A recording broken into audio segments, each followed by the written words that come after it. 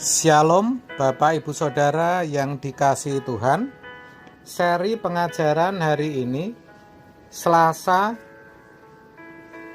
9 Februari 2021 berjudul Keselamatan itu tidak statis. Banyak orang Kristen berpikir keselamatan itu statis. Artinya begitu percaya Yesus dan jadi orang Kristen, mereka beroleh selamat. Semuanya beres. Mereka sudah bisa hidup dalam berkat, perlindungan, serta pemeliharaan Allah, dan kalau mati, masuk surga. Keselamatan dipandang seperti barang yang dengan mudah didapat, lalu dimiliki. Itu yang saya maksudkan dengan statis. Padahal, keselamatan di dalam Yesus itu tidak demikian. Keselamatan itu dinamis, merupakan suatu proses yang terus berkesinambungan sepanjang hidup manusia. Berulang kali saya katakan bahwa keselamatan itu bukan sekedar terhindar dari murka Allah dan diperkenan masuk surga. Keselamatan itu upaya Allah untuk mengembalikan manusia ke rancangan semula. Manusia harus dikembalikan pada keadaan semula seperti ketika pertama kali diciptakan. Hal itu diawali dari kepedulian Allah atas keberdosaan manusia, sehingga Ia mengutus anaknya untuk menyelesaikan rencananya. Anaknya mati di kayu salib untuk mengangkut semua dosa manusia. Yohanes 1 ayat 29. Baik dosa manusia yang pernah ada, yang masih hidup, atau yang akan lahir, sudah diampuni, sudah selesai semua melalui salib Yesus. Akan tetapi, potensi atau kodrat dosa yang ada dalam diri manusia itu masih ada. Kodrat dosa atau sinful nature inilah yang membuat manusia cenderung berbuat dosa.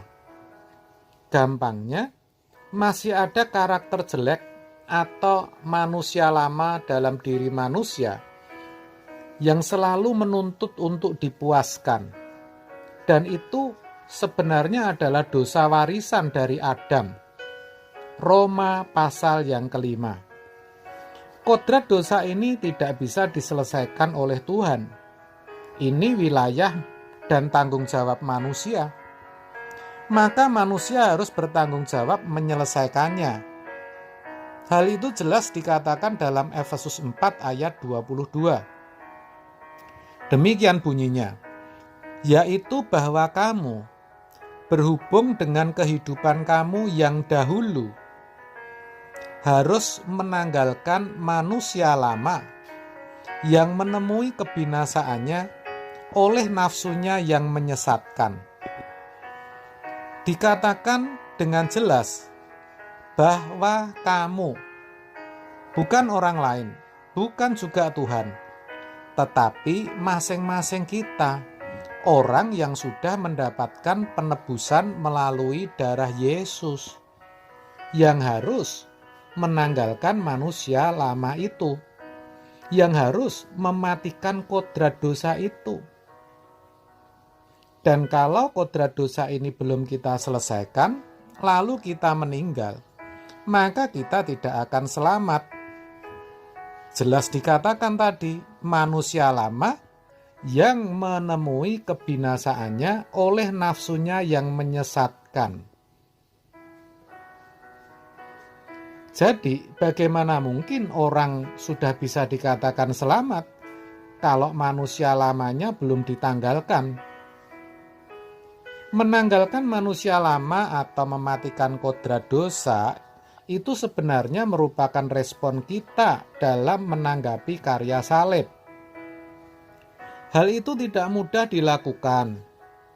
mengingat kita sudah terlanjur mewarisi cara hidup yang sia-sia dari nenek moyang kita.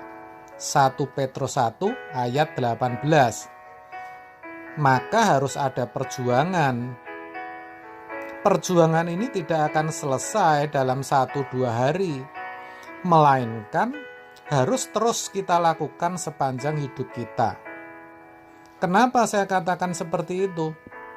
Karena faktanya memang orang yang telah berbuat dosa tertentu cenderung akan mengulanginya, cenderung akan berbuat dosa yang sama, meskipun ia tidak menginginkannya.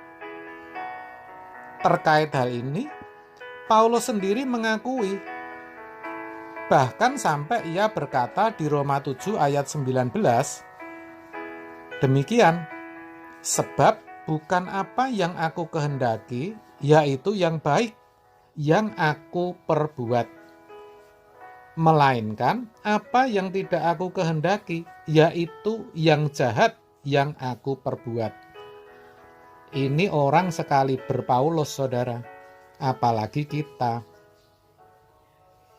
Maka dalam hal ini Tuhan memberikan Injil, di mana orang akan memiliki kekuatan Allah yang memampukannya.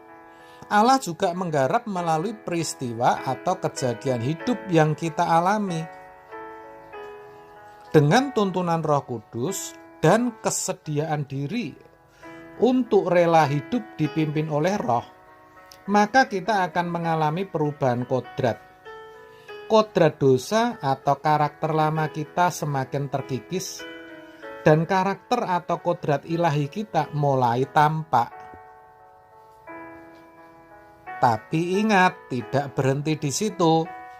Karakter ilahi yang sudah muncul itu harus terus kita pelihara dan kita tumbuhkan sampai kita benar-benar sempurna dalam pemandangan Bapa atau serupa dengan Yesus. Nah, itu kan proses yang panjang, bukan? Sekarang saudara ngerti bahwa keselamatan itu bukan statis, melainkan dinamis.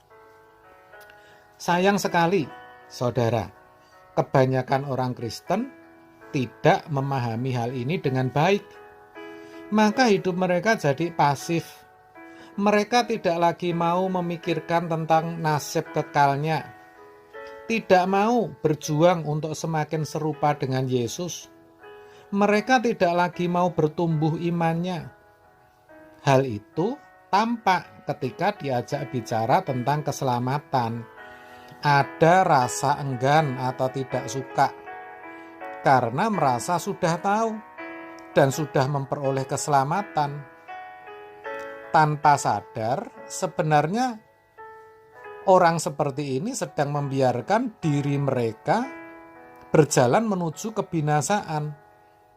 Mereka betul-betul tidak sadar.